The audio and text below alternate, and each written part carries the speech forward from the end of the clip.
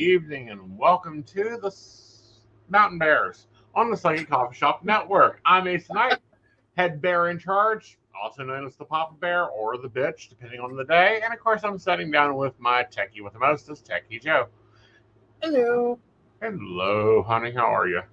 I'm doing great. How about you? How are you this evening? Pretty good. Had a lovely date out, lovely dinner. We're enjoying some Starbucks after dinner because, desserts are bad for us. Coffee's better. Mm-hmm. And safer. Yes.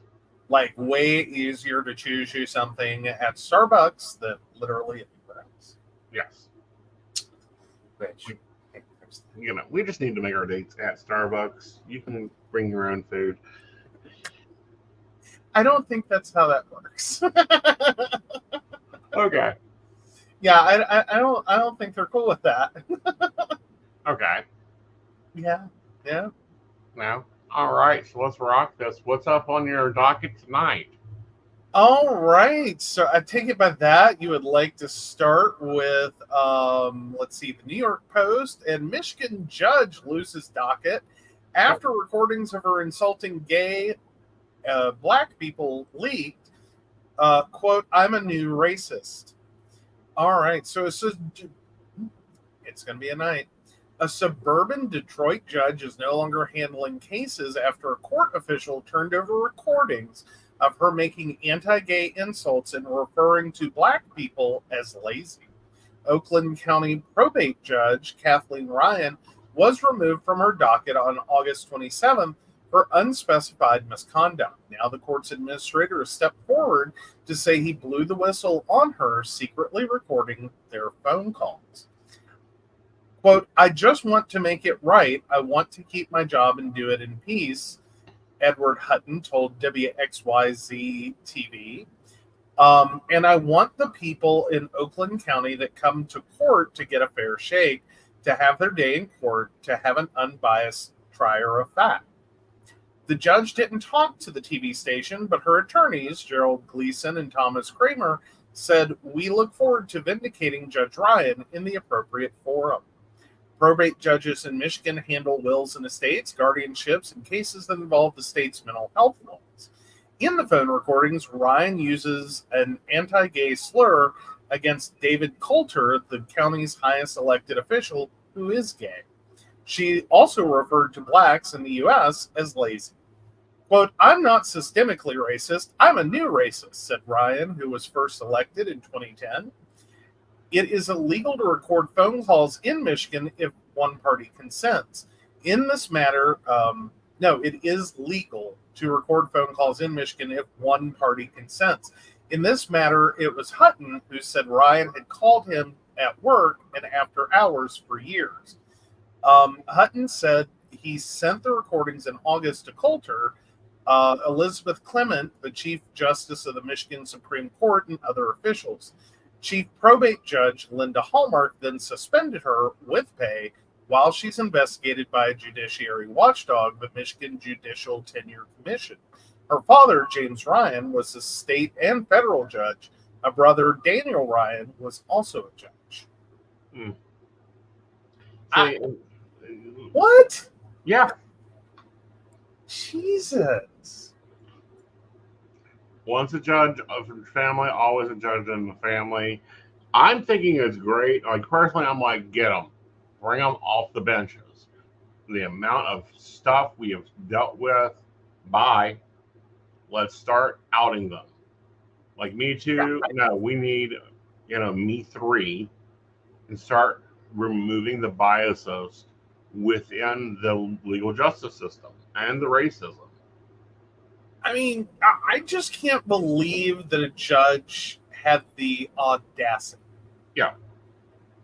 You know what I mean? Like, I understand if you don't like someone. I understand if, as a judge, you probably deal with a lot of crap on a daily basis, and you professionally have to work with people, but you just can't stand them. Right. But fundamentally, why, even if you are going to try to claim, because I think it's the only thing you can probably claim to try to get out from under this, is that you have not committed any professional bad acts Mm-hmm. or shown any biases in your decisions or your actions professionally, even though you personally hold these opinions and have stated them. Well, I think is probably about all they can argue. well, I think that's as close as they can argue. All right. Here's the problem, though: is there is a code of conduct for judges. Like, we just saw a judge get removed for texting on her phone to her bailiff about comments about what the prosecutor looked like and what some of the officers looked like. Like, why are they failing judge school and still allowed to be a judge? I mean, yay, we have judges using technology, and we love that. We love that. What the hell? Do you, like, how do you become a judge? Yeah. And not understand the ramifications of the things that you say, Right. and perhaps why you ought not make those opinions loud, Right. or to multiple people, or read the room. Mm-hmm. Read the room. Right. Like, maybe understand that professionally you may never want to say these things. Right. Like, aloud. Right.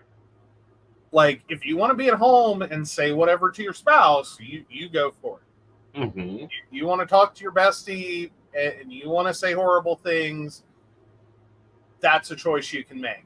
Right. But at work? Right. Like, really? To colleagues? Yeah. To people that you work with? Right. Please, no.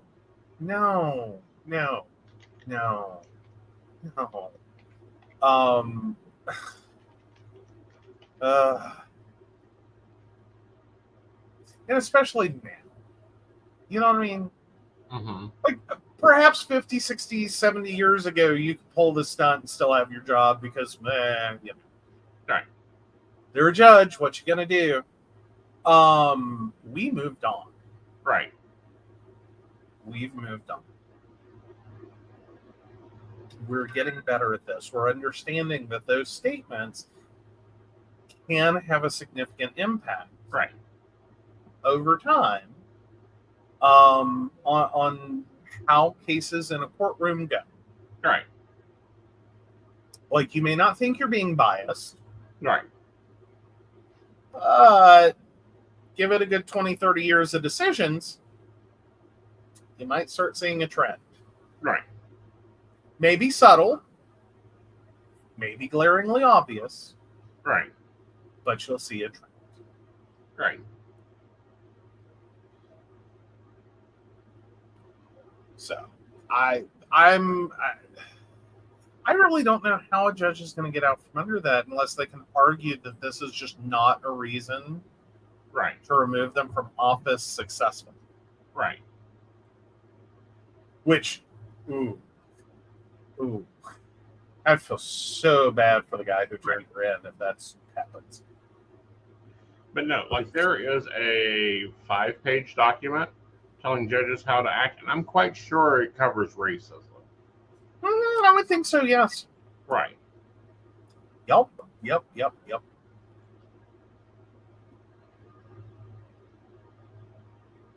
I'm pretty sure that's well covered. Yeah.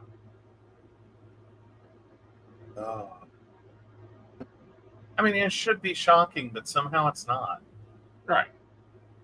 Like, I do not know what it is that has just got everyone seemingly to a point that it's kind of, we're just going to say the thing out loud that you really shouldn't say out loud.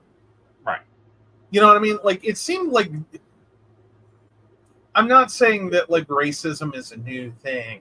Mm-hmm. And I'm not saying that there haven't been large, massive groups or sheets that said these things out loud in the streets. But at least they had the, like, intelligence to wear a sheet. I'm not. You know what? Keep some anonymity if you're going to express this really inappropriate thought. Right. And more importantly, have the awareness. Right. Like, this, not really the most appropriate thought I'm going to have. Right. probably not a good statement professionally to fly out of my mouth in a professional setting attached to my name. Well, it should not fly out of your mouth at all if you're a judge. But I mean, professionally, Right. at least have the awareness. Right. Just saying. Yeah, so they're going to get her, I believe, on 14.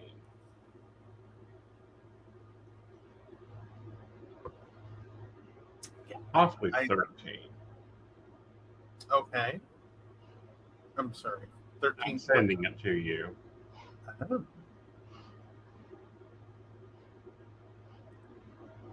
There you go. Okay, so 13, a judge should adopt the usual and accepted methods of doing justice, avoid the imposition of humiliating acts or discipline not authorized by law in sentencing, and endeavor to conform to a reasonable standard of punishment, and not seek popularity or publicity, either by exceptional severity or undue leniency.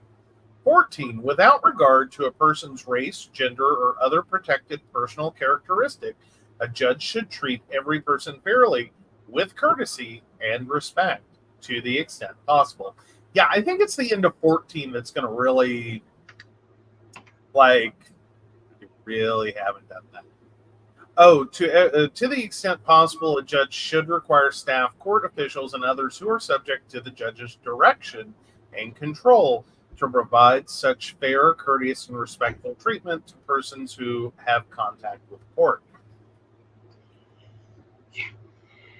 Yeah. I mean, even if she's going to try to claim that in her professional capacity, that she's required staff, court officials, and others who are subject to the judge's direction and control, right, provide such fair, courteous, respectful treatment to persons who have contact with the court, right, she's really going to struggle trying to argue that she, as a judge, treated every person fairly with courtesy and respect. Exactly. You know what I mean? Like, right. I think they're going to try to really heavily focus on the bottom of 14. Well, it's never influenced her decision. She's always done the appropriate thing on the public record in court. Her decisions are fair and balanced. Like, they're going to try to go for that, I think, is the only option they have. Right. Otherwise, right, I think they really have to argue that, either the recording was illegal for some reason, right, that she had an expectation of privacy, that this was official business off the record, and start trying to pull a defense, right, or they're going to have to argue that either she didn't say it, you can't prove she did, right, that's not her voice, that it's fake. Oh, that AI, they're doing all kinds of crazy things now. They only need a few seconds of audio. Which, if that's what occurred, that would be right. And that's going to be a frontier we have to face at some point. Right. Is it's gonna happen, and then try to work around it. Right. Or they have to argue that it's taken out of context successfully. Yeah, that's going to be hard. To be a very short recording, and then you listen to the rest of it, and it's like, oh, somehow I could see, like someone said, and then she repeated what someone said. Oh, that's different. But I mean, I don't see where there's a whole lot of wiggle room. Right. Unless you can somehow say that as a judge that's not really the standard, and they can't enforce that, and try to create some wiggle room here. That suddenly judges and what they say they're not responsible for that except in the courtroom. And I could see them doing grounds of this one also. Okay.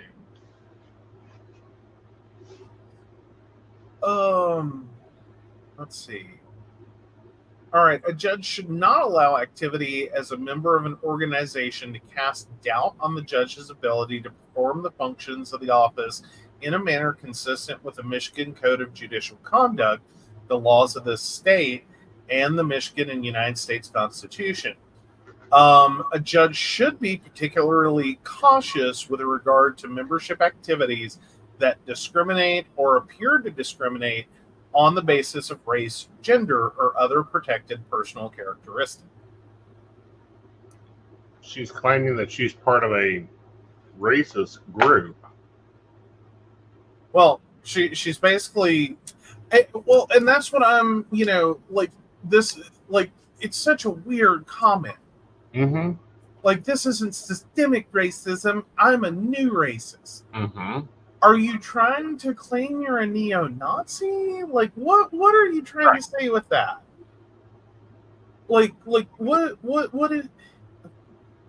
is a new racist?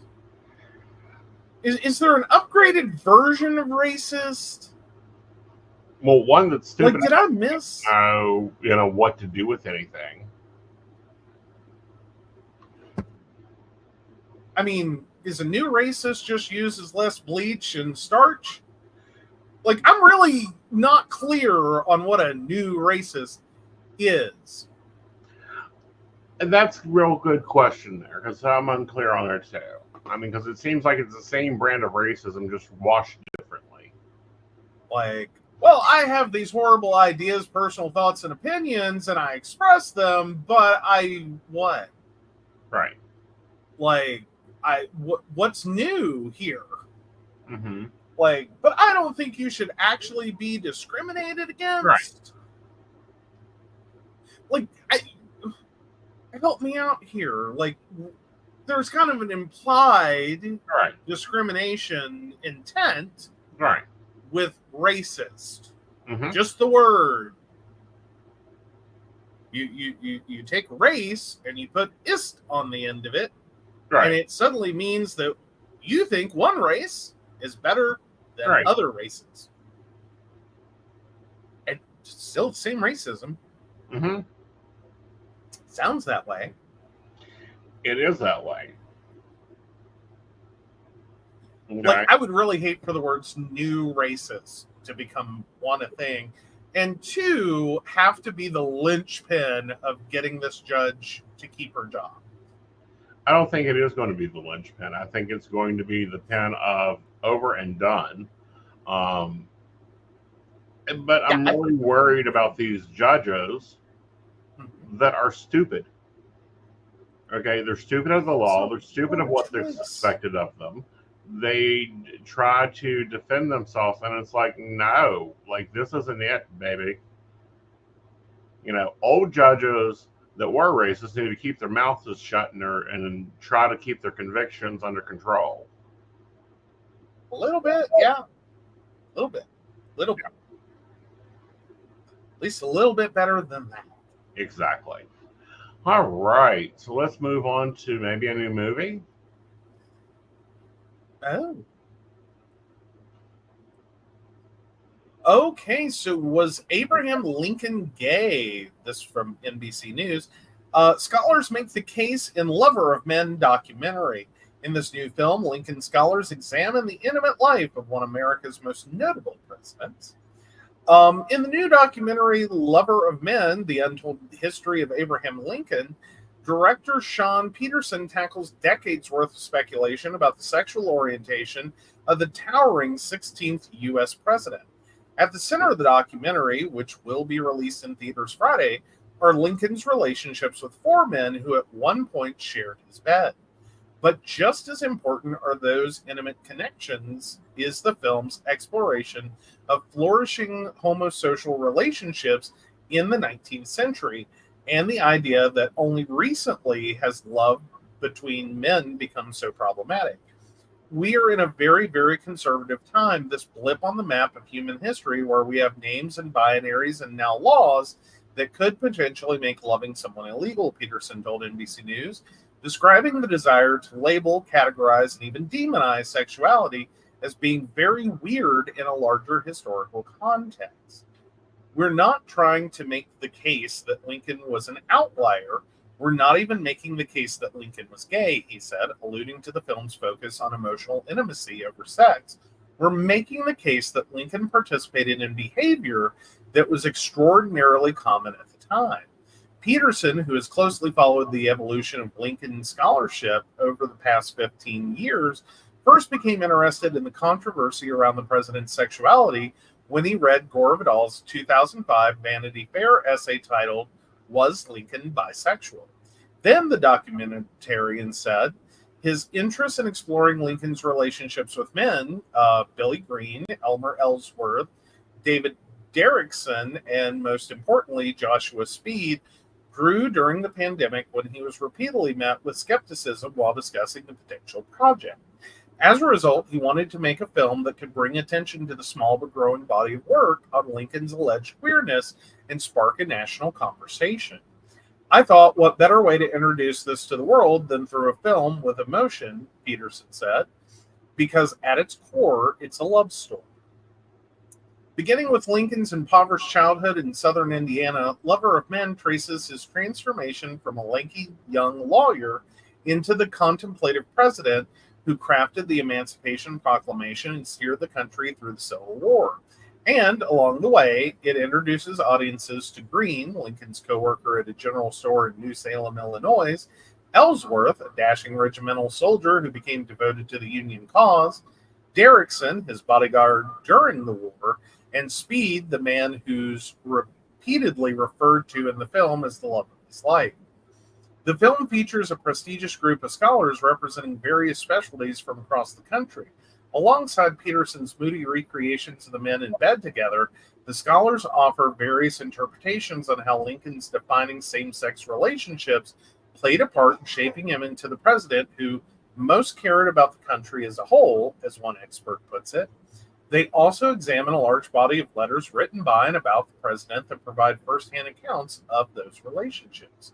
Some, like a letter written by Green in which he describes Lincoln's thighs as perfect as a human being could be, contain more explicit allusions to carnal relations. Others point to a general feeling among Lincoln's acquaintances that he didn't particularly enjoy the company of women. And a few, like the ones between Lincoln and Speed, after their 4 years of living together came to an end, have the unmistakable quality of love letters. There are also, as Thomas Bolersky, an early American history professor at Eastern Connecticut State University and one of Peterson's experts, points out, the letters that are missing from the archive. According to Bolersky, some of the missives between Lincoln and Speed hint at letters that didn't survive, perhaps because the men were known to sometimes burn their correspondence after reading it. The surviving evidence, the number of letters between Abraham Lincoln and Joshua Speed, for example, can also be read by the absence of evidence, Bolersky said. Being able to also see absences in the archive to read those silences, that's a relatively recent idea within scholarship. More recently, historians have started using gaps in evidence to inform the historical record and have begun exploring how contemporary mores may have been inappropriately applied to events from the past. And yet, when it comes to understanding the legacy of Lincoln, these approaches have sparked outrage. John Stauffer, a Harvard literary historian who received backlash for alluding to a sexual relationship between Lincoln and Speed in his 2008 book, Giants, The Parallel Lives of Frederick Douglass and Abraham Lincoln, argues that a long tradition of understanding homosexuality as a kind of disease is what fuels that reaction. Very few scholars, especially Lincoln scholars, accept Lincoln as gay today. Why is that? Stauffer, who is heavily featured in the documentary, said. Almost all Lincoln scholars see Lincoln as the nation's greatest president, the nation's greatest figure. If he was gay, it would explode their understanding of him because he could not have then been the statesman that he was, he said.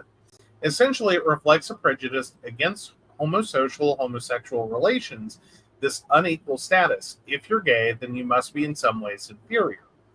Bolersky echoed Stauffer, adding that his primary Gen Z students, members of the queerest generation, generally think it's silly that historians in the past have interpreted two men sharing a bed for 4 years as being just friends.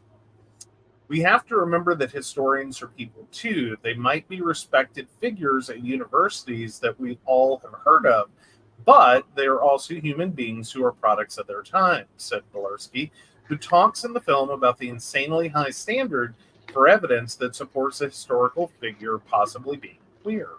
Lincoln has been a figure of endless fascination, but only with generational shift, only with new ways of thinking about the past, can something like this finally emerge, he said. And he brings up some interesting points here. One, we have, if we look at not the gaps, but let's look at past historians' behavior. We have them painting over murals in historical places they thought was improper. Filling in stones in places where there were penises throughout the whole complex. Like, you could trace the cocks, but that was in here to the Victorian, so they hid that. Or reclassified it as something else. Right. Oh, it's just a good luck symbol. Uh-huh. Hee. Yeah. And it's like, or it's a roadmap to a brothel. Exactly. But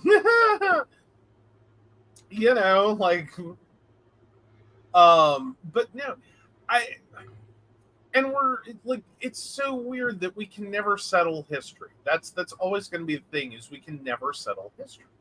Right. Because it's hidden or destroyed. Point blank. It's been hidden or destroyed.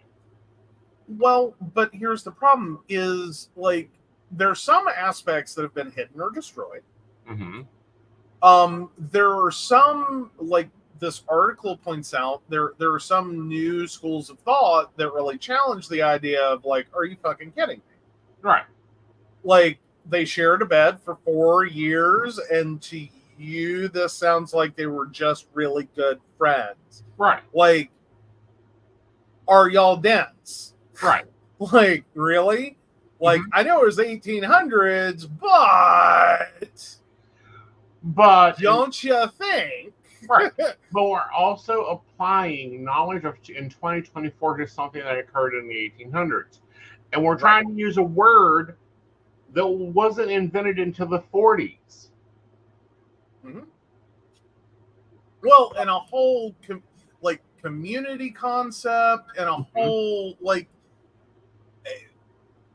and it's like you're trying to describe something from the 1800s with language in the 2000s about concepts rooted in the 1900s. Right. And it's like, right. But, and then good luck trying to figure out the commonality, and we destroyed a bunch of records, and right. Like, it's right. Like, there are, and even if you do committed federal crimes, because it is a federal crime to destroy our archives of a president. They've done it. Okay, they've done it for multiple presidents. And I would really wish that we would stop opinionating our presidents, that they are Joe Q public, fitting in the 1940 lifestyle. Well, because one, it also doesn't it doesn't even necessarily work out into the constructs of, like, life in that period. Meanwhile, most of that's informed by other historians who, like, whitewashed anything they found objectionable. Exactly. So we get this picturesque version of, like, what the 1900s were like, what the 1800s, 1700s, 1600s, on back through time, as our base informing, like, this is our primary, secondary education.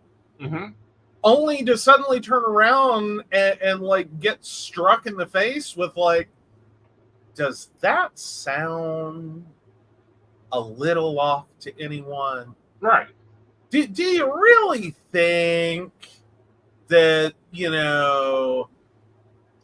all these people running around as chaste little pure virgins waiting for marriage, an activity that did not become commonplace until like where in your head do you think, right, more importantly, did you ever consider what it would look like if the activity were so normalized it were not worth commenting on? Right. Versus the 1900s, where we suddenly, late 1800s, suddenly got really focused on the sex lives or same-sex lives of men and women. Right. And then we got real puritanical about it and, real biblical about it in the 1900s. And created a bunch of laws. And enforced a bunch of laws. Right. And we did some things that were all rooted in religion. Suddenly,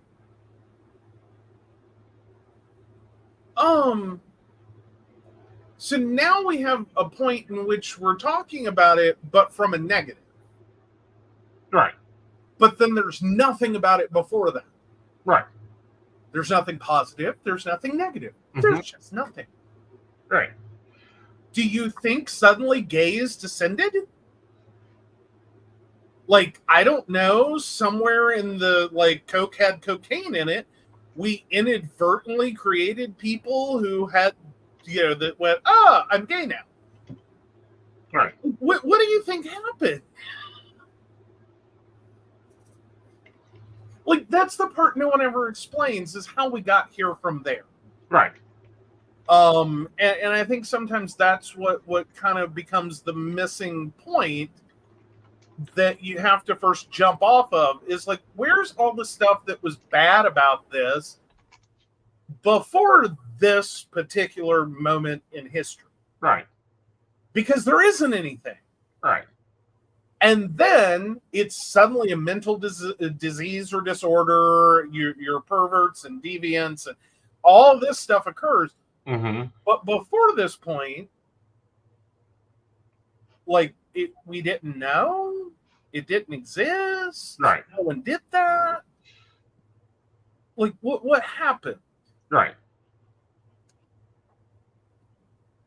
Well, and that's just it. There's a large section of miscommunication that really occurred basically in the 40s when when the free world is being pushed to produce children, much like we're seeing right now. I'm trying to find the documentary, the speaker, because I listened to her lecture and I thought it was fascinating. And she traces the use of the word homosexual. And it doesn't appear up until 1940s. Yeah, and then suddenly it's everywhere. And it's a mental disease and disorder, a perversion. Like, it's all these things. Right. But it's like, well, what the hell was it before that? Right. And you can back up a little bit and find a little bit. But then you get to a point where it's like, so it just, like, I don't know, the aliens beam some of us down? Right. You know what I mean? Like, we timeline shifted. Like, you know what I mean? Like, there's a lot of metaphysical, like, things I'm throwing into that. But you get my point. It's like, just something happened. Right. And it's like, so what makes more sense? That just started occurring. And there was, like, an original gay that showed up in, like, the 1800s. Right. Which technically we already know from, like, Alexander. It didn't show up in the 1800s. It was, you're off by a few decades. A few centuries. Yeah. By that I mean a few centuries. Yeah. So what's more likely is we had a shift in social attitude, Right. most likely a religious position Yeah. shift. Kathy and I'm posting the author's name of the book of the lecture. I Okay. think she's lecturing at Yale, and it's on YouTube. Go and watch this because this is like expansive. I mean, she takes it all the way back to pre Old Testament, the use of the word, where the word comes from, what the word means, and how it transforms into something totally different. Mhm. Okay. Well, and then it becomes part of the ongoing like alteration Mm-hmm. of one, not just historical text, but religious text. Yeah. And now you've promulgated a word that never existed Mm-hmm. into like literally every home and totally influence society. Like, Right. see right here, like we have religious authority to with it too. Right. It's not just in a TikTok video. It's Right.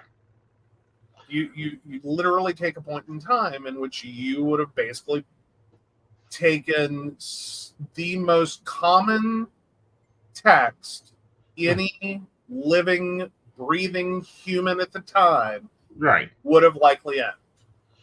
Well, and Added a word. right, and the way she talks about it is that what the section of the Bible and what up until early 1930s would have been seen as the only way that it was wrong is if there was a power exchange going on. A forced power exchange. Example, you conquer your enemy and therefore you handle it by proving your prowess. You are forcing someone into this relationship. That would be prowess. So rape and sexual assault. Right. Like, let's just call it what it is. That's what Right. we were talking about. Yeah. And somewhere out of that, you decided that the bigger issue was not rape and sexual assault. Right. It was the mere physical activity, regardless of consent. Right. But like, those are two vastly different concepts. Right. But I think that it even stems deeper than just that. Yeah. So consent, even back then. Yeah. I think it even goes deeper than that because I think this still rides within a trend that I don't think that we in our society even pay attention to. Like, we're still shaming bottoms left, right, and center in the gay community. Mm-hmm. Okay. And I think this even lays into this, but I don't think this documentarian has even a clue at how that would appear into that context. Well, yeah. That's even if that was even a consideration. Right. Because you still have a lot of things going on there. Right. Like you have a lot of unknown concepts. Right. That even if you do have a historical source, mm-hmm. you have to be careful that, like, is this a mainstream idea across multiple sources of contemporaries? Right. Or is this just the one thing you found to latch onto and like, well, in 1807, this one dude wrote a book, because you know it's a dude. It's always a dude. Right. It's always a dude. Just saying. Right. But it's one dude wrote a book and had this to say about it. Okay, that's one source. That's not a consensus of contemporaries all talking about the same thing. Right. But that's where that whitewashing began at. Mm-hmm. And that's what we're calling it because it's whitewashing. It's occurred with other presidents. Mm-hmm. Repeatedly, or we whitewash them, we strip away their humanity, their humanism, their relationships, everything, all the way down. Well, yeah, we clean them up and make them presentable, and we don't talk about the bad shit they did. Right. I mean, for all we know, Lincoln was also a serial killer. Well, you're not going to find that clearly written out. Right. Like, he could have had more bodies under the Lincoln bedroom than John Wayne Gacy. You're not going to find records of that. Mm-hmm. Like, it's he like could no have one a talks spring about house Tully. full of heads. Right. No one talks about Tully in his relationships. Not Tully. James Blanchard. Send me a word. Yeah, I'm sorry. Guys, like names, I don't see them enough. So I don't have a decoder for them.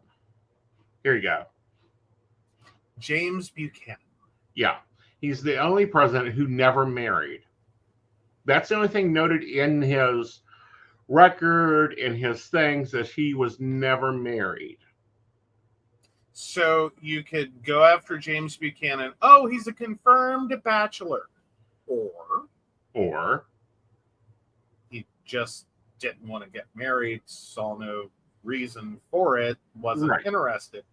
Or America's first asexual president. Right. Or gay president, but history will record him as never married. Mm-hmm. Could be anything. Right. Dig into him a little longer, you may find some stuff. You might. And then you're going to debate it for decades. Right. And until you get into his papers, you're never going to know it. Yeah.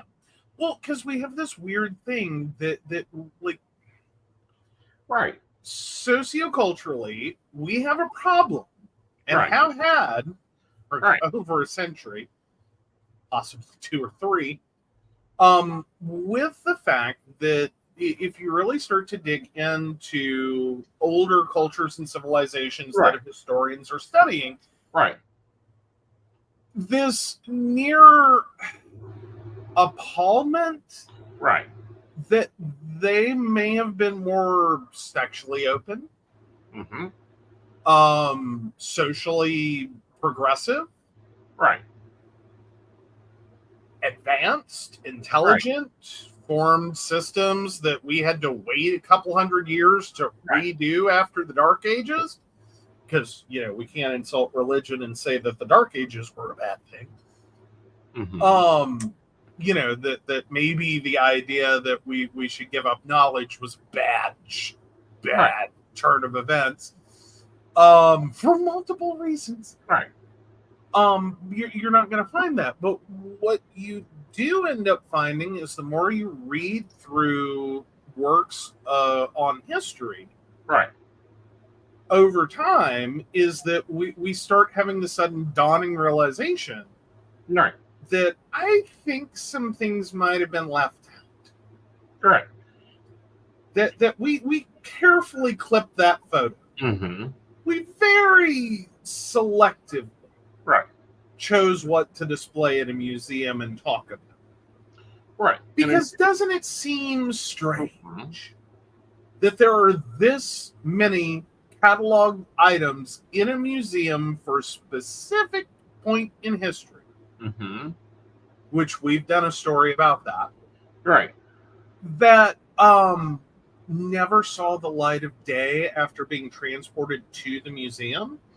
Like they're just sealed, sitting on a shelf. No one's seen them in like 50, 70, 100 years. They're there. Like we have them. They're inventoried. They're in the catalog. Oh, we're not bringing them out. Well, it's like the papyrus was found in one of King Tut's tombs. Makes Playboy look tame. Why did I know? Why did I know? I almost blurted out the words like, what, ancient Egyptian Playboy? Oh, no. Because I'm like, further. Okay, even for like Playboy Hustler. I don't know what. Sorry, guys. I'm not a pornographic expert here. Um, You're not a print pornography connoisseur. exactly. So, what 2 steps above Playboy is where we're at. Oh, so the articles were better? No, the graphics were better. Oh, better how? Like more tasteful or more like explicit? More explicit. Oh, It then is- we're into like hustler category at that point. Oh, go beyond that. I don't think there's anything beyond hustler, is there? Okay. 2 levels beyond Hustler. Okay. Okay.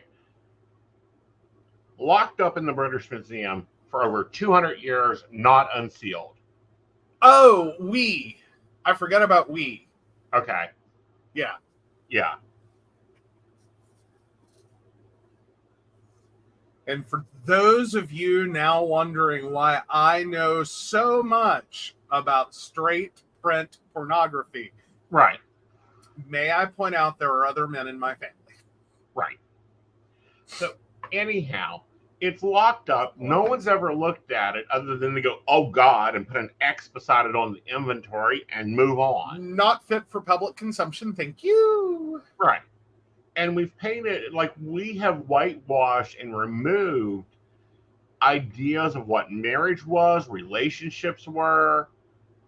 Like, the only reason we even talk about polyamory in history is because of the only way Utah ever became a state was it had to outlaw polygamy there. Mm-hmm. Like, that was the thing of you can't become a state as long as you're practicing polygamy.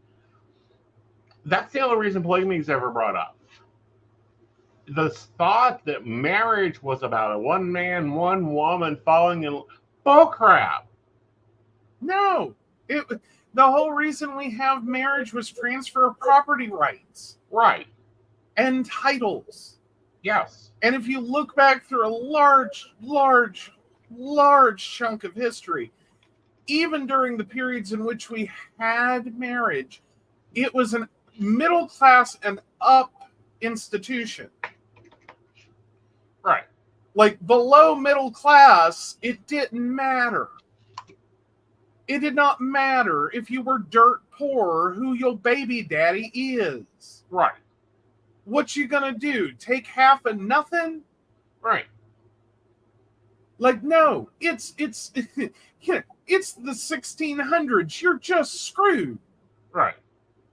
Like, that's it. Make better life choices. Try not doing that. Like, that's it. That was your whole option. Right. There's not going to be a take the baby. Like, one, what you going to do? Prove paternity? Good luck. We haven't invented DNA yet. Yeah. You're gonna go for assets from people that have nothing. You're gonna be seen by a judge in a courtroom. Family court doesn't exist. Right. You ain't married. Yeah. You were never married. It began trending in the 18th century. It did not become standard into the 19th century. Mm-hmm. Okay. So, And it's been nothing but a problem. it has. Worst Right. social idea we've ever had. Right. It has literally never been a good idea. Right. You know, Just saying. and even then, it is still I promise you, up until this day, finances is the biggest factor in marriage, still to this day. Mm-hmm. Mm-hmm. It's the leading cause of divorce. Well, it's the leading cause of divorce. It's the leading cause to not be involved with someone is their financial situation. Mm-hmm. Now, we could do a Yes. whole show on this because this touches on so many topics, and there's I don't know, maybe I should do a rambling video about some of these things. But Yes. Moving along. Because moving we've gotten on. so far past Abraham Lincoln. Yeah. What is going on with Tesla? All right. So from the Irish news, because this was the best version of this article I could find that was not behind paywall. Right. Just saying. Teslas allegedly towed at crime scenes for footage by police in California. So police in Oakland, California have reportedly towed at least 3 Teslas in July and August for evidence in cases after being unable to contact their owners for access. The vehicles have been towed as evidence due to the car model's Sentry mode, which records everything around the car when it's parked. When these cars happen to be parked near crime scenes, they may pick up footage of the incident, the San Francisco Chronicle has reported. Owners of the cars are typically unlinked to the crime, and police usually ask drivers for access to the Sentry mode backup USB device located inside the glove box from which they can download the contents and any potential footage. However, when the owners haven't been traceable, police have allegedly towed cars in order to not lose the evidence. When you have these cars on the roads that are constantly capturing information, even when they're parked, the police can look to them as a resource. Sarah Hussein, staff attorney at Electronic Frontier Foundation, told the San Francisco Chronicle. That obviously puts third parties, people who are not involved at all, in the crosshairs of investigations. The Chronicle reported that in July, a Canadian tourist returned to his Tesla at a hotel in Oakland to find it in the process of being towed. Police had allegedly begun towing it for evidence after a man had been discovered in a nearby RV with stab and gunshot wounds. An affidavit obtained by the San Francisco Chronicle showed that an officer had requested a warrant to seize this vehicle from the hotel parking lot, so this vehicle's surveillance footage may be searched via an additional search warrant at a secure location. However, the man was able to allow officers to access to the Sentry mode device then and there, preventing his car from being towed to the police station. Sentry mode is activated by motion and noise. Once activated, car cameras turn on and record what is happening around the vehicle. Police cannot obtain footage from Tesla, but rather must ask the owner's permission for access to the drive or obtain a warrant to retrieve it. So it's locally stored video footage, not transferred to the mothership. Right. So it's not like Ring, which police departments can and often do obtain search warrants from Ring or to Ring to obtain footage for the area of a crime. Right. What I'm wondering here is, okay, Tesla literally, I know a few people with them. All you got to do is tap on the door, and it alerts the person's cell phone. Like, touch it, and it like their phone goes fucking insane. It can, though. That I think that is part of Sentry mode. It is not all of it. Like, okay, you can disable that, but record the video. Well, I get that, but I would think that if someone is spending that amount of money on their car, the soon as a leaf touches that car, it's going to go off. It does. Well, it does. What I'm saying is I think it kind of gets like the Ring, which it sounds really great to like, it will capture all these motion events. Right. And literally the first thing we did, like the first week, it was cool. Okay. It was cool. It was very cool. We loved the Ring. We still do. But after the first week of motion detected, and it's all we heard all day long. We have to fix the fucking sensitivity on this motherfucker. Yeah. Or turn off the notifications. I don't care. Right. Like, it's cute the first few times. Like, look, it caught a leaf. Or, look, the neighbor's cat. When you have 65 buses go past your house per day that set the motherfucker off, you very quickly reduce its sensitivity and turn off notifications for some things. Just like, nope, not interested, don't need to hear it. Let me know if you see a mass serial killer on my porch. Right. Which we turned basically where we're at. We Do love what? human mode is what's turned on so that we Yes. don't catch the leaves and stuff. Yeah. But the other thought on this is, why cannot Tesla create a upgate or whatever to these vehicles that all the police have to do is hit like local device, and it alerts the owner there is a policeman at your vehicle. Please report to your vehicle, and save the money for towing these vehicles. Like, that would be a customer friendly thing. That might be somewhere in the future. Mm-hmm. There's also a potential that you could take down a VIN number, do a request, and like send a code to the vehicle to protect footage from this time period until it can be, properly retrieved. Right, because It's if I also an start a Tesla from here that is parked in Virginia, which is over 100 miles away, there's no reason a police system cannot have a Tesla alert system. Right. The problem currently is that there was never an intent for this to be used this way. Additionally, and the reason the EFF is being quoted as a source, there are a lot of privacy concerns with this. Because unlike a Ring, in which typically those devices are mounted outside of a home, right? And you have a reasonable awareness and ability to avoid them, right? The proliferation of a car with 360-degree cameras, which are becoming more popular, not just Tesla. Oh yeah. Well, yeah.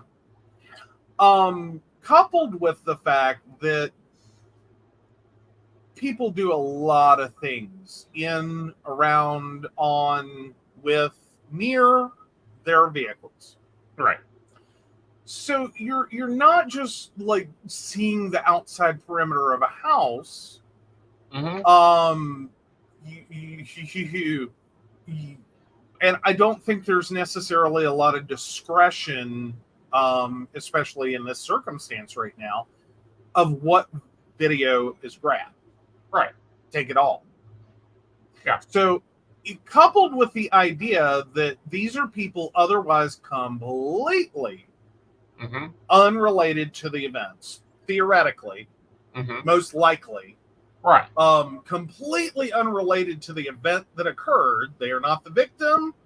They are not the perpetrator. Right. But you're requesting video and audio evidence. There becomes a concern, like, now you will have to very carefully consider what you do, not only in your own vehicle, right, but also around other vehicles that might end up as evidence as part of another case, right, or not even evidence for that case, just collected in the broad sweep of it, right, that now kicks off a whole other investigation. Well, not only that, but it also kicks off this question of, do they have to turn over the evidence? And I think that we've got to watch, and I think it could be questioned if the police have the power to do this.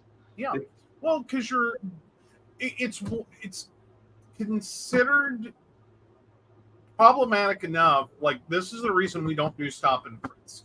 Right. It's why it generally gets held as an unreasonable search and seizure. And that's when you're under suspicion of a crime. We're a layer of abstraction from that.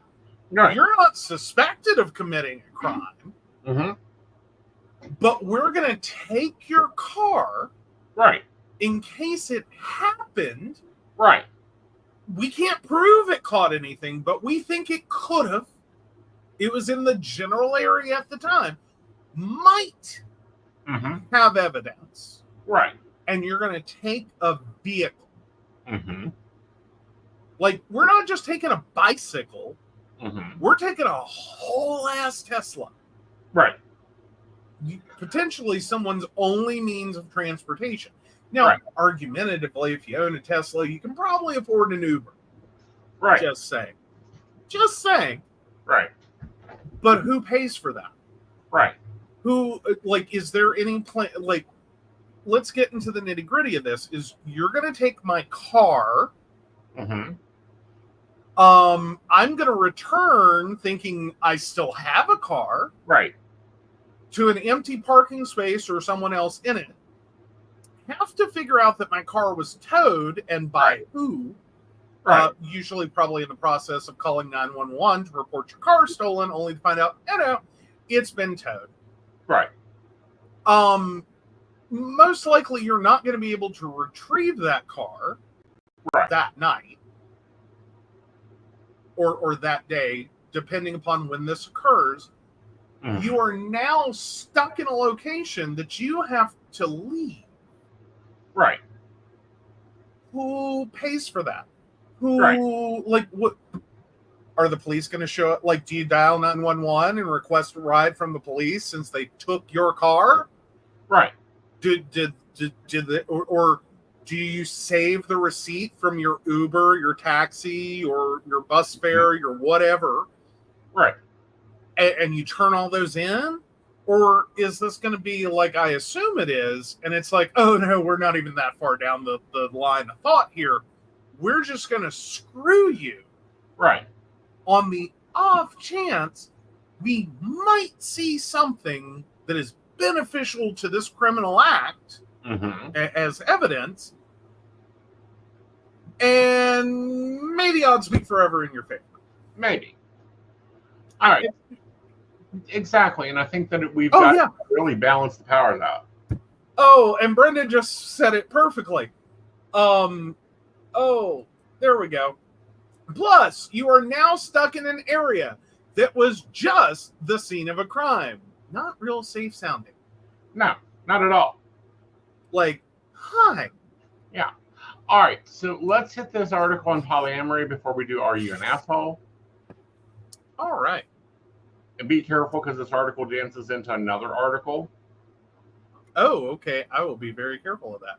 So how polyamory became the new normal, and this is from Maclean's. For proof of polyamory's move into the Canadian mainstream, look no further than our easternmost province. In 2018, a judge in Newfoundland and Labrador ruled that a polyamorous trio of two men and a woman were all legal parents to their child, ruling against the province, which had refused to list more than two parents. Society is continuously changing, the judge wrote, and family structures are changing along with it. In 2021, a British Columbia Supreme Court judge issued a comparable decision on behalf of a similar triad relationship. Polyamory, a relationship structure in which three or more adults form a long-term committed relationship, suddenly seems to be everywhere. A 2019 survey of Canadian adults by researchers at the University of British Columbia and the University of Toronto found that 1 in 10 respondents were or wanted to be in an open relationship. Another survey by researchers in Canada and the US showed that 1 in 5 respondents, especially younger ones, have practiced consensual non-monogamy, an umbrella term including polyamory and non-monogamous lifestyles like swinging and open marriage.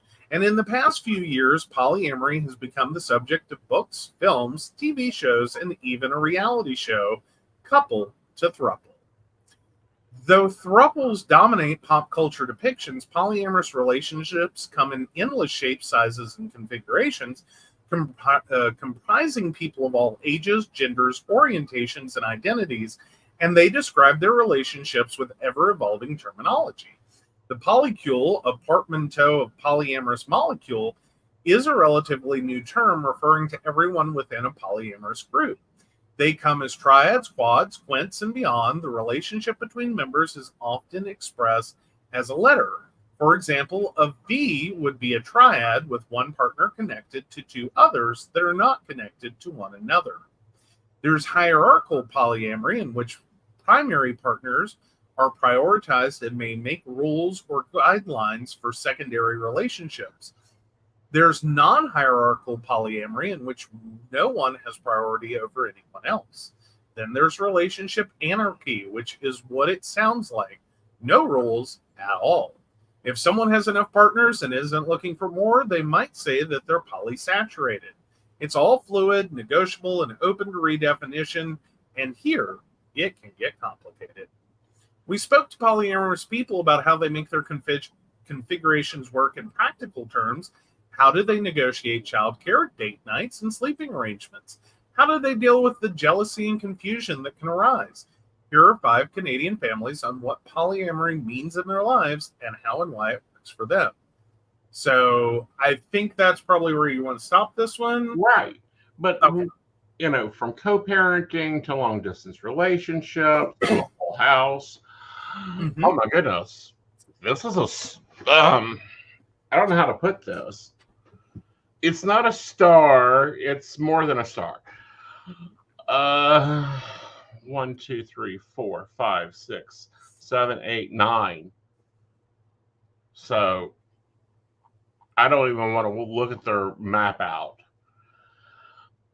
And by I mean that, like, how this was all divided up. Yeah. Yeah. Well, and it's not necessarily as uncommon or complicated as one thinks. It's just sometimes the terminology depends. Exactly. Typically, when polyamorous persons are talking about their relationships, there's a caveat that you may only be talking about like the nesting partners, or you may only be talking about like long-term continuous involvement partners. If this is open polyamory, right, like that may be all you're talking about, right, versus like, and then there's the layer of like comets and satellites and moons, and these are like, you have the functional day-to-day relationships, and then you have everyone else that one or more of the molecules in this polycule are also connected to. That it's can sometimes depend if you're talking about a relationship or sexual partner. Right. And typically we're talking about relationships in polyamory, not always just sexual partners. Right. And that gets a little dicey with people, and sometimes that becomes an imprecision in language. That's got to be one of the hardest things right now to try to really communicate on without stepping on toes. Well, I think it is, but I also think the harder thing is making terms fit. And what I mean by that is, like, if I'm talking to a hierarchical, and you know, me and another hierarchical are talking, and they go, "Well, who's your primary?" And I go, "Well, you mean my nesting partners? Well, I have 2 of them." No, who? And it's like, I don't have. There can be only one. Yeah. Like, which one do you save from the fire first? Well, depending on which fire it is. And they go, "What do you mean?" And I'm like, well, if it's a fire at a festival, then I have my festival husband with me. If it's a fire at a game night, I have my gaming husband with me. Where are we at? And this gets into a very large... It's the middle of night. Everyone's at home. There are only 3 of you. Which one do you save first? And it's like, neither. Both of them can save me. And then you go, "Oh, is there a dynamic?" And it's like, oh my goddess. Put 3 of us in a room and to discuss our relationships, none of them have the same identifying terms. Yeah. Which is a beautiful thing, but it does make communication hard. It does. And I think it's even harder when we're dealing with monogamous trying to look and explain and look for a stack of post-it notes and a cue. Well, more to the point, when there's also this idea that it all has to be polyamory. Right. And polyamory has really started to throw some wrenches Exactly. into that whole idea set, because they are sick and tired of being the arbiters of non-monogamy. Right. Ethical non-monogamy, unethical non-monogamy, all forms of non-monogamy. All of it keeps landing on the polyamory doorstep, and they're like, whoa, whoa, whoa, whoa, whoa, whoa, whoa, whoa, whoa. Yeah. We're talking about one thing. Right. That is a sub of a sub. Right. You're over here. Like, you're up to, like, you're a cousin. Mm-hmm. This is, what you just described is a cousin of polyamory. Right. We're not your arbiter. Right. Like, go back. Like, right. Go, turn around. You are not polyamorous. Mm-hmm. And that puts into new context and new terms. Like, forever, we have been pushed in with swingers and, swinging, right? And a lot of polyamorous do swing, but we are not, they don't go into the same box. Yeah, well, it's partially that people want to label everything so bad. I think it also, and I say this, and I'm trying not to have a lot of animosity with it or negativity with it. Right. I think some concepts really bewilder straight people. Right. Especially if you are in a monogamous relationship and it's all you've ever considered. And you're not really proximate to anyone who's polyamorous to start with, or swingers, or non-monogamous, or and you're so far removed from the concept. Like, polyamory just seems like this really great term that sounds really great, and you can understand that as a relationship, even if you're still over here like, well, it just sounds like, cheating, allowing cheating, or permission to cheat. Right. I'm still confused. Versus, like, when you step out of, like, the straight box. Right. There's a lot more understanding of, like, non-monogamous, open, cheating, right. And, like, where those words apply and where they don't. Right. And then I don't know, I'm getting really annoyed with, well, one, I'm really glad that Canadian judges are getting it. Finally, Canadian, Maine, those judges are starting to start making some decisions that make English. But I'm getting annoyed right now with some of the concepts, and it's like, we've already talked about this. Can we move on to something new? To some degree.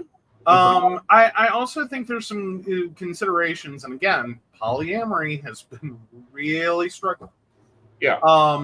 With the fact that a lot of different relationship styles have been called polyamory, and potentially we're moving into the category where we're gonna encounter a double-edged sword.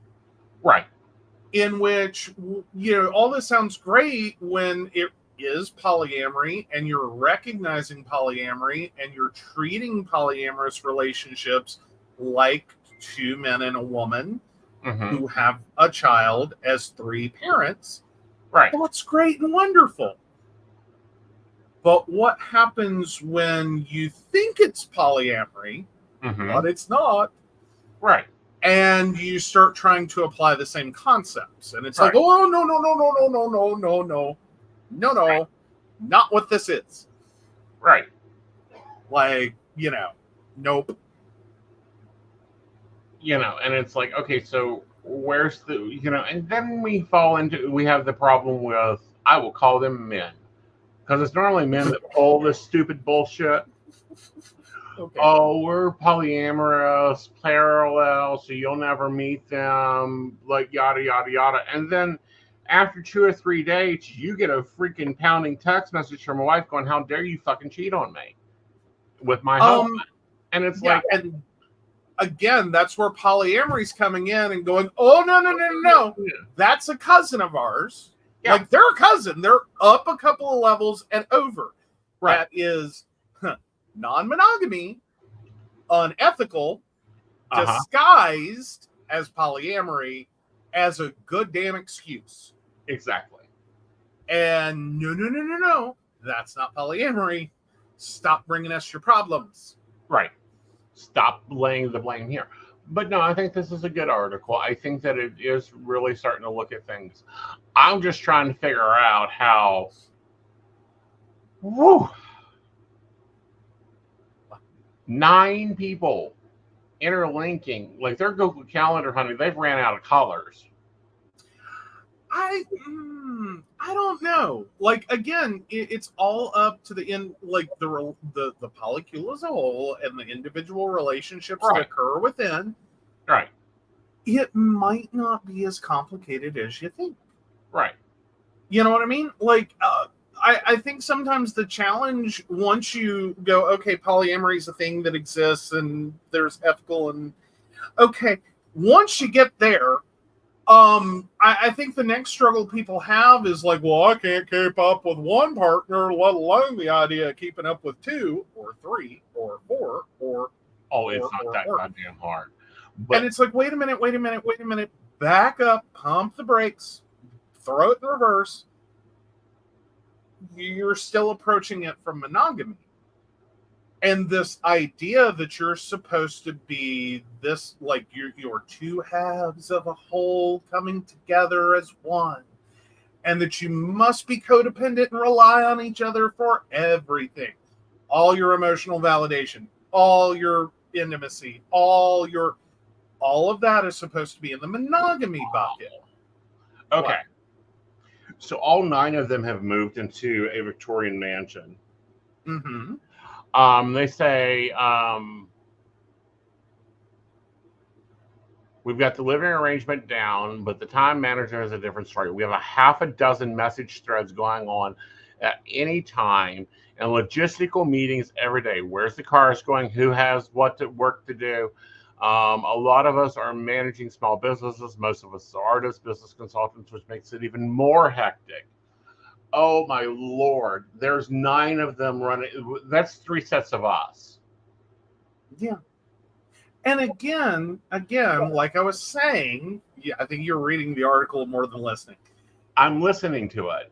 Okay, but what I was getting at is that all this sounds really complicated from the perspective of monogamy. Mm-hmm.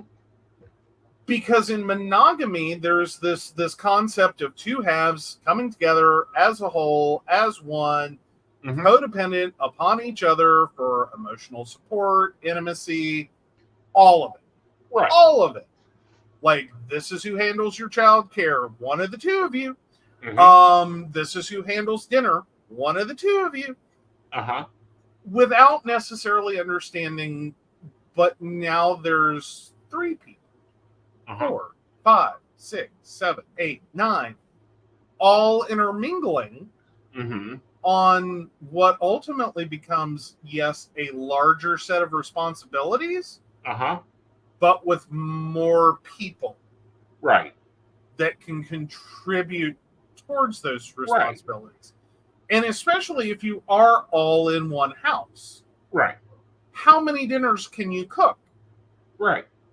You have 9 people mm-hmm. to contribute in some way mm-hmm.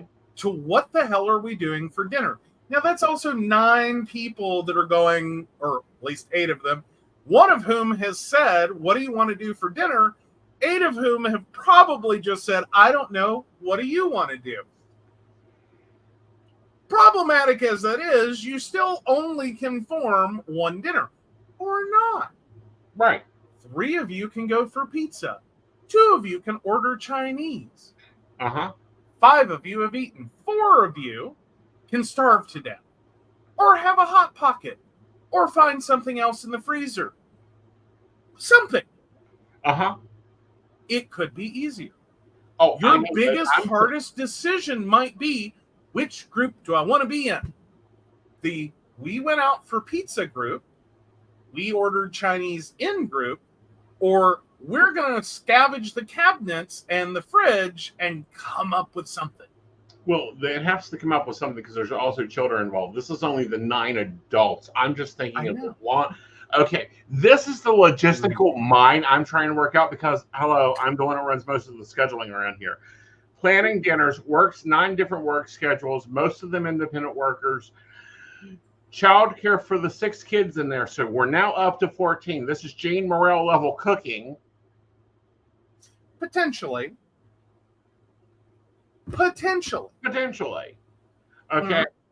And then looking at Google going, you don't have that many colors. Google has a lot of colors, okay?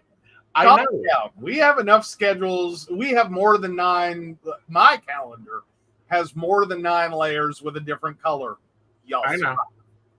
I know. Like, I want to talk to the grand master of this group.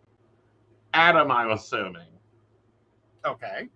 Yeah, like, I want to sit down and talk to him logistical ideas. Like, I want to know his secrets to handling this. You've found your poly guru. Yes.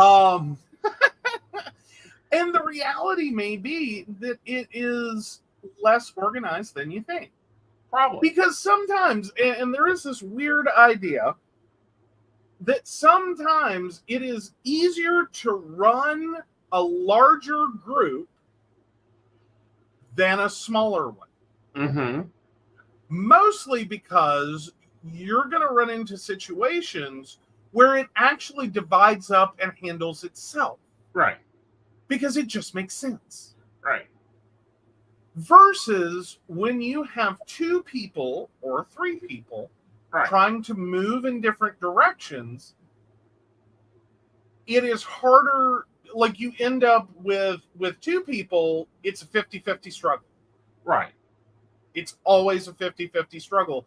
You have to hope you come together 100% on something. Right. Okay, when you have 3 people, it typically is going to break down to 2 to 1. Right. So you have an outside. Right. Once you get to 4, you have the opportunity of 2 and 2. Mm-hmm. Or, unfortunately, 3 versus 1, or all 4 together. Right. 5, 6, 7, 8. You start momentarily fracturing. Right. In ways that make sense, even if it doesn't represent the relationship. Like, I'm sure there have been times that people who are not together in a relationship directly in that polycule Right. will fuck off to a bar while Sure. the other 7 figure it the fuck out. Right. Do whatever. Go somewhere. Eat dinner. Don't care. But what I'm getting at is it becomes a different experience. Right. And I want to see their tech set up. That's the next thing I want to see. Like, you're horrified at the prospect that someone doesn't have a cell phone. 3 people are on Apple, and the rest are using Android, except for the one who has a flip phone. No, I'm like, there is no way they are running 7 independent businesses, Yeah. which means all 7 are mostly at home, most of the time on a router that has 5 ports. There's no way that is. I think at that point you probably go for the commercial connection some way or another. Oh, yeah. Of course, we've got Like- to do it bigger and better. But anyhow. Or you have multiple. Yeah. Like, that is an option that you can with some providers. You set up multiple classes of service or multiple services, Mm-hmm. and you can cross-link them on your router. Ooh, nice. Interesting. Yes. All right. Oh, So- yeah. Email. Asen's going to be emailing. Yes, I think that's true. Yes, I will be searching this person out and saying, let's have a conversation. If it's a good enough one, let's do an interview. Awesome. All right. Am I the asshole for keeping what I say to my therapist private from my partner? Am I the asshole for wanting to keep what I say to my therapist from my partner? It's a long, complicated story, but my ex, we officially broke up about 9 months ago, was insisting that I tell her every time that I talk about her with other people, including during recovery meetings, intensive outpatient treatment, and my therapist. I argued that while the couples counseling was for both of us, that individual therapy was for me, and I should be able to say whatever I want without judgment or consequence. It just feels instinctually invasive. Also, my individual therapist said that she felt uncomfortable with that, which I told my ex when I was considering abiding by this rule. She said I was agreeing to this without really wanting to do it, which made me a liar, or that I should find a new therapist who would be comfortable with this approach. She argued that anything that's important enough to bring up to a therapist is important enough to talk to her about, and that I just wanted a place where I could say mean things about her and never tell her about it. I should add for fairness that we were in counseling because I'd been drinking heavily for 3 years and hiding it while living with her, and that she found my stash. I was going to meetings and was 4 months sober at the time, but she was more upset about the lying than the drinking, which is understandable. I wasn't keeping anything else from her. We'd have an argument, I'd lose, I'd talk to my therapist about it, and she'd get upset because she considered the argument over. Anyway, maybe we're both assholes. I know I'm an asshole for lying as long as I did, but I guess the broad question is it okay to tell your therapist something and then never tell anyone else, even your partner? Or is that something an asshole would do? Edit, I've since cut ties with this person. I was under a lot of pressure about the therapy thing. I relapsed, tried to hide it, got caught again, and agreed to move out. We haven't spoken since January, and she's blocked me on all social media. All right. So I'm going to state my opinion. Your therapy, your conversations should not be conversations with anyone else unless you feel comfortable to do so. The only thing anybody needs to know is what time your therapy appointment is so they can make accommodations for it, if they're involved in creating accommodations for it, if you need extra time, if you need supplies for your therapy, because there are some therapy that need marbles, need large stones, need a vase, need other things. That's it. I still say this local area has really skewed your entire understanding of therapy.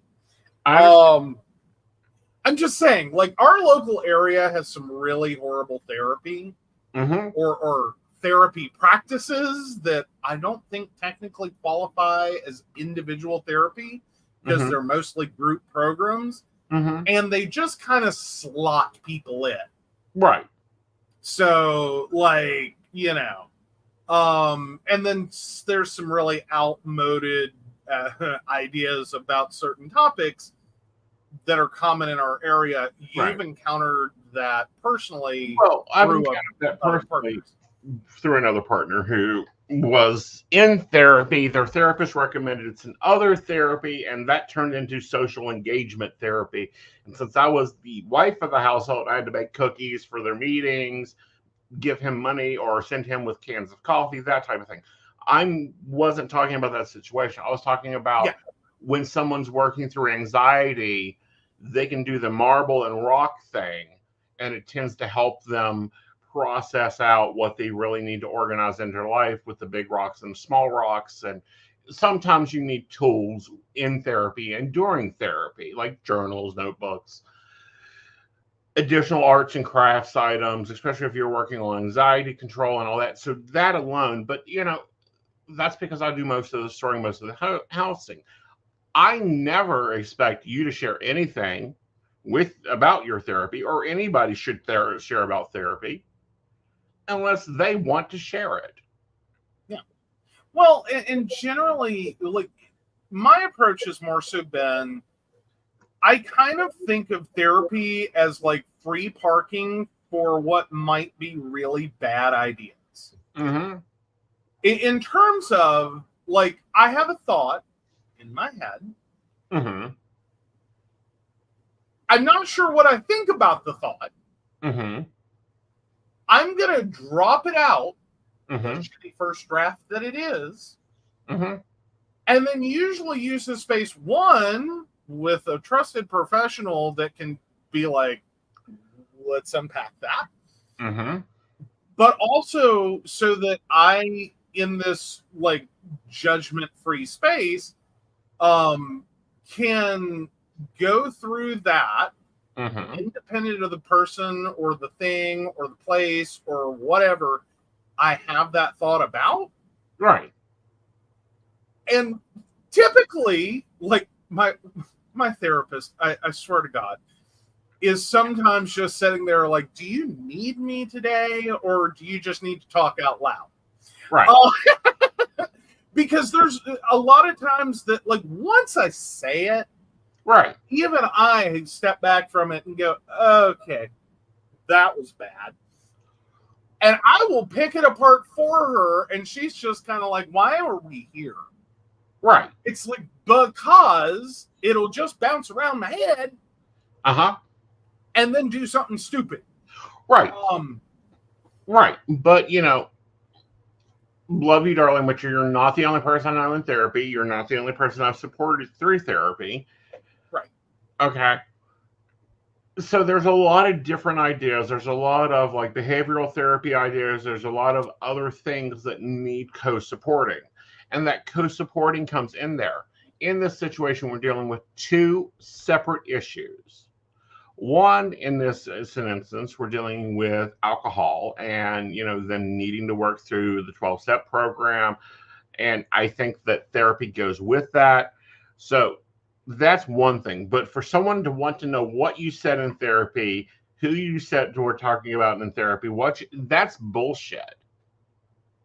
well, and there's an invasion of privacy going on.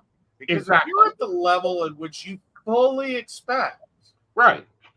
them to come home and say everything to you said about them in therapy, Right. you're probably not someone trustworthy to leave a journal around. Right. Or your unlocked phone and or give the password to your phone to. Right. In the sense of, you're looking for problems. You're looking to start an argument. Right. And I will freely admit, as the primary person I'm in a relationship with in a non-hierarchical way, just in the realities of life, I say a lot of shitty things about Ace in therapy. And then my therapist and I laugh about that and go, okay, all right, let's comb through that. Right. And like, because this is the person that I generally spend the majority of my time around. Right. So guess who I have the biggest problems with? Yeah. The person I spend the most time around. And it's constant interaction. Yeah. Okay? Like, we both work from home. There's not always a good delineator between, like, pick up your fucking clothes out of the floor and, like, I have to go be supportive of you at an event. Right. And so I already, by myself, on my own, put that little bento box, because supporting you at an event is not like, will this motherfucker pick up his clothes? Right. It's not really relevant. We joke about it, and that's not exactly the problem. I'm just saying, like, right. I'm using it as an example. Right. Put the cap on your toothpaste. Whatever. That just... And I already know that the best way to solve the problem is not going to be, motherfucker, pick up your fucking clothes. Right. That's not going to get us anywhere good. I know that. But my therapist, I will tell you right now, is going to hear that sentence. Yeah. And then we're going to go, okay, that's your emotional feeling. Mm-hmm. Now, what's the real issue? And how do we resolve the real issue? And how do we do that in a way that actually gets you what you need, want, desire, and can, and what do we do if that's just not possible? Right. Is it even about that? Right. Like, is that just the thing you latched on to? Right. Because you can talk about that, but it's more complex. Mm-hmm. Like, this is where this conversation goes in therapy. So, yeah, no, I don't want anyone hearing my therapy. I say horrible things out loud. Right. And you're allowed to. It's your therapy. And then we go through that and go, is that even the problem? Right. Or is that just how I can emotionally express it right now? And there's a whole other thing right. I need to deal with. Right. So I will safely say that there are many things that never make it out of therapy as they were set in therapy. Right. The first time. That become a springboard for whole other issues.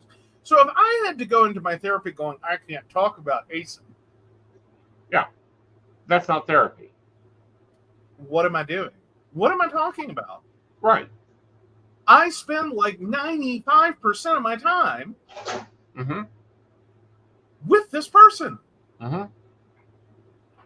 Do you know how short my therapy would be if I never said your name because I feel repressed and held back? Right. I can't talk about ASIN. Right. And that's not how this works. Okay. It's like, you don't go through my journals. You're in my planner, but you're limitedly in my planner. But those are, that hour in the morning is mine. Oh, yeah. Oh, yeah. Okay. The concepts and ideas and things that work out in my morning is totally different from what occurs in our life. Okay. But, like, if you really want to screw with someone's head, have the realization that at any given moment, probably all of them, if they're in a relationship, any relationship they're in, there's an idea sitting somewhere in their brain, maybe the forefront, maybe sitting on a back burner, of how much they would like to physically harm their partner over something stupid. Does not matter. Right. But it sits there. It nags at them. It scratches around. It begs for release.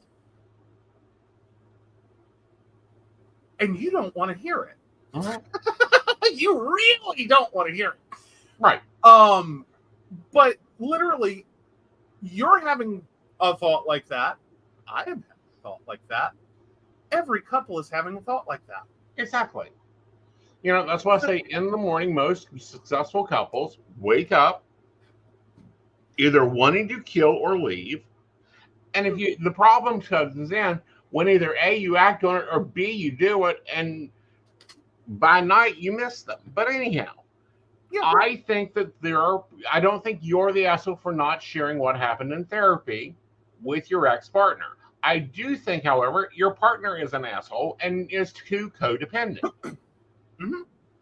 Well, more importantly, I think there's multiple issues. There's the invasion of privacy aspect, right? Codependency, clearly.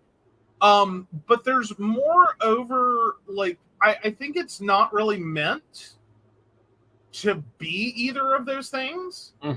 I think it's meant as like a bumper guard. Right.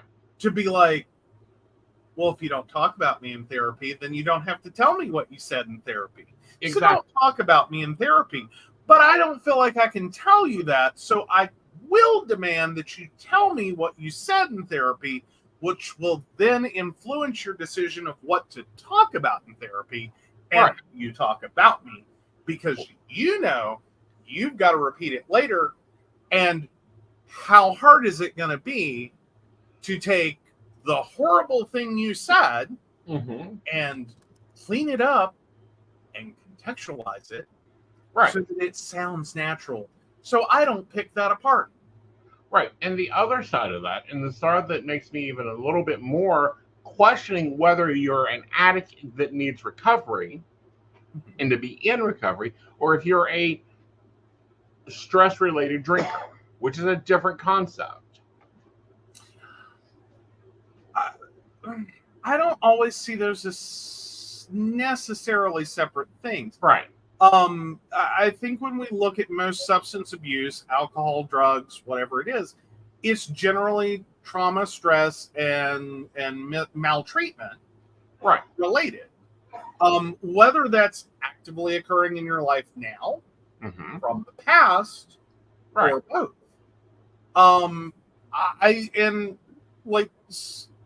This could be any or all. Right.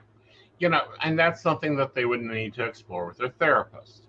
Because there's a whole likelihood that this is long-term coping with a very controlling, demanding, trauma-inducing partner. Right. Or it could be that from your past childhood, former early life, traumas, you became a glowing beacon for the type of person who then preys on people who are already emotionally damaged and need therapy. Right. And so in coping with one set of past problems, you're also co-coping and triggered by current problems. Right. Ooh, Brenda says, or you could just tell them your name doesn't come up. We only talk about important issues. I'd be so tempted to say that. Says Brenda. Yeah. But that typically, someone woke up and chose violence today. And doubtful in the situation that we're talking about, one would be a sentence that's going to come out, and mostly because that's only going to add to the drama load. Right. Because you cannot convince me. No one will ever convince me that OP's partner is not just a circus ride of drama. Oh, yeah. Oh, totally. All right. So moving into asking Gabriel over 30. Yes. Starting over up. Yay, pull us up. All right. Starting over at 37. Bad idea? Hello there. I decided I'm getting divorced from my soon-to-be ex-husband, and I was thinking about just saying goodbye to Ohio and moving to a new city like Chicago and starting over. I have some friends there who could maybe show me around, and I know the kink community there is pretty big, so I think I'd be able to land on my own feet well enough. I always wanted to move out of Ohio and see the larger world. I just wonder if it's too late or not. Is it a bad idea to leave it all behind? Has anyone ever done it and had it turn out great? Any thoughts would be appreciated. Don't wait for the divorce papers to be finished. Get the hell out. If you feel that you need to walk away from that chapter, and the best way for you to walk away from that chapter is bye, get moving. I think the bigger idea is it doesn't matter. You can always start over. Yeah. And I think a lot of people carry a lot of stress about I don't want to start over. I'm too old to start over. The reality is most of your life is going to be starting over in one way or another. Right.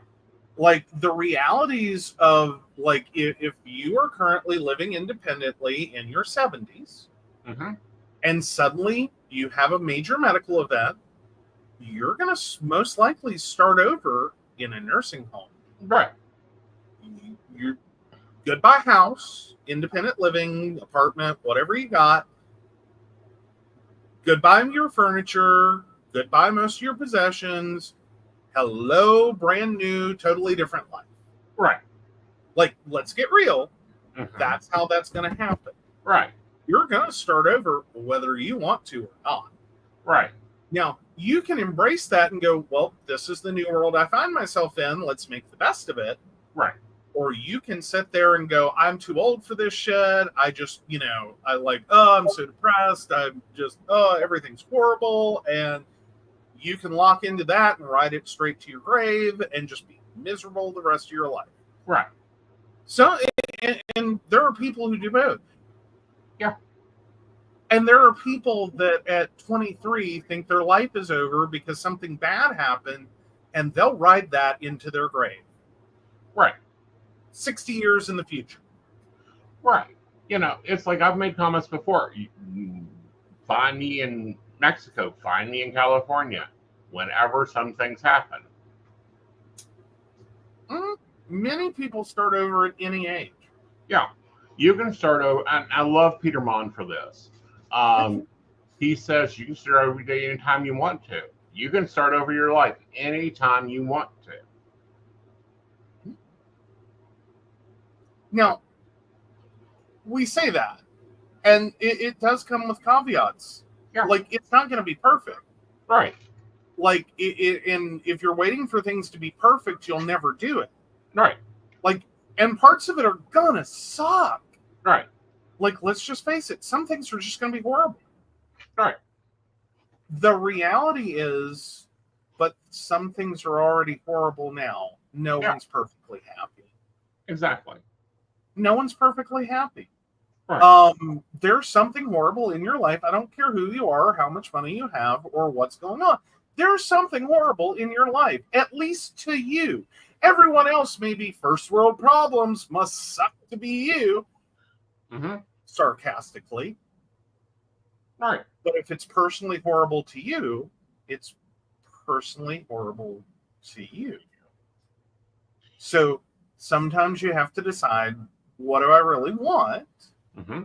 And what am I willing to put up with Right. to get it? Right. Like, if you are Elon Musk and you have what is he, several $1 billion now? He's at least several billion. Okay, let's assume. Multiple houses and all these things, and like, what problem could Elon Musk have? Right. What problem? What problem? I'm sure he has at least one. Right. And it is absolutely horrible for him, and he hates it. He just hates this thing. Right. And he could start his life over tomorrow. Mm-hmm. Yeah. Granted, with several $1 billion, it's a little easier. Mm-hmm. But there's going to be trade-offs. Right.